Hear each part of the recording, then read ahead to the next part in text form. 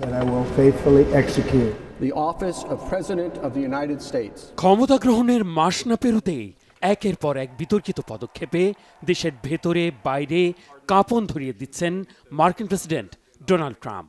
ক্ষেত্রবিশেষে প্রথমবারের তুলনায় দ্বিতীয় মেয়াদে আরও আগ্রাসী, আরও সুচতুর, আরও কৌশলী হয়ে ফিরেছেন খ্যাপাটে এই রিপাবলিকান নেতা। শুধু অভিবাসী আর বাণিজ্য যুদ্ধের আতঙ্কই নয়, দখলের হুমকিতে তোলপাড় কানাডা, গ্রিনল্যান্ড, পানামা খাল। এবার চোখ পড়েছে ফিলিস্তিনের গাজায়। এতে নতুন করে অনিশ্চয়তার আধার ভর করেছে গাজাবাসীর মনে।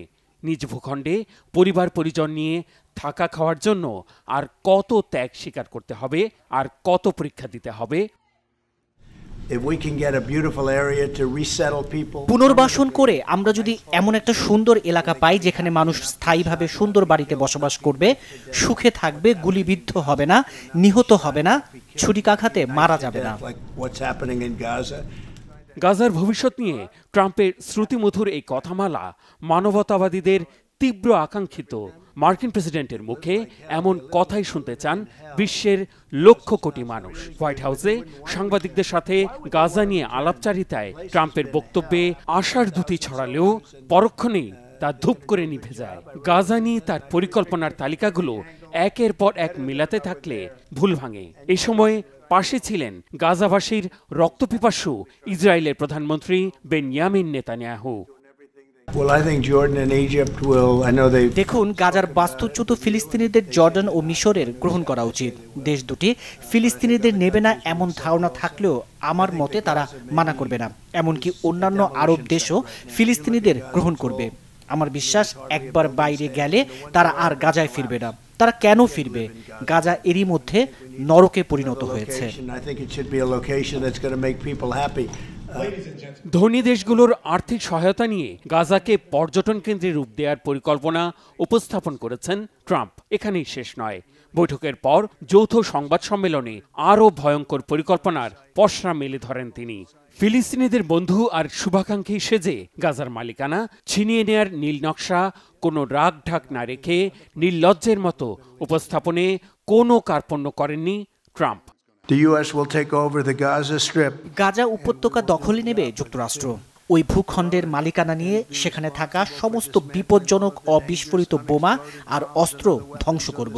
উন্নয়ন কর্মকাণ্ডে বাণিজ্যিক পরিবেশ সৃষ্টি করব যা ওই অঞ্চলের মানুষের জন্য সীমাহীন কর্মসংস্থান আর আবাসনের সুযোগ তৈরি করবে, যার জন্য পুরো মধ্যপ্রাচ্য অনেক গর্বিত হবে।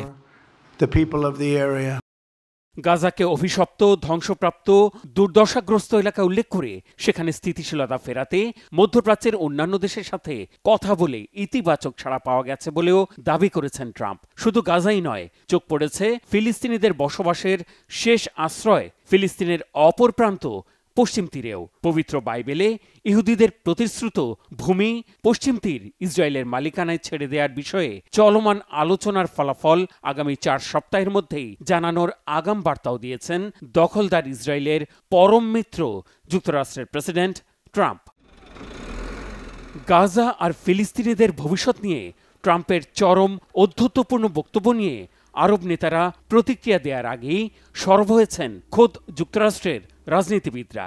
ট্রাম্পের দলেরই কংগ্রেসম্যান ক্যালিফোর্নিয়া রিপাবলিকান নেতা এরিক সালওয়েল বলেছেন, যুদ্ধ থামানোর কথা বলেছিলেন ট্রাম্প, কিন্তু গ্রিনল্যান্ড, কানাডা, পানামা খাল দখলের হুমকি দিয়ে এখন গাজা দখল করতে চাচ্ছেন। ডেমোক্র্যাট সিনেটর ক্রিস মার্ফির ধারণা, গাজার ভয়াবহতা থেকে জনগণ আর গণমাধ্যমের দৃষ্টি সরানোর কৌশল এটি। তার আশঙ্কা, এমন করলে মার্কিন সেনারা বিশ্বব্যাপী আরও ঝুঁকির মুখে পড়বেন। উত্তাপ ছড়িয়েছে যুক্তরাষ্ট্রের রাজপথেও।